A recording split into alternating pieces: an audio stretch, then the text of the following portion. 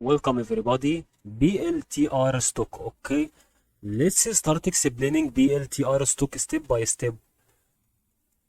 On 28. Okay.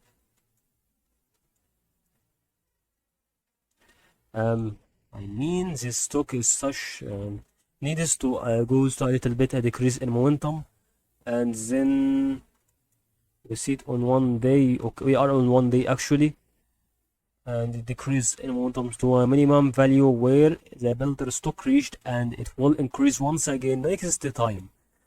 Next time it will increase. I think that's what happened for each stock we need, and so on. And then this stock is going to be on also this side if it's going to increase a lot.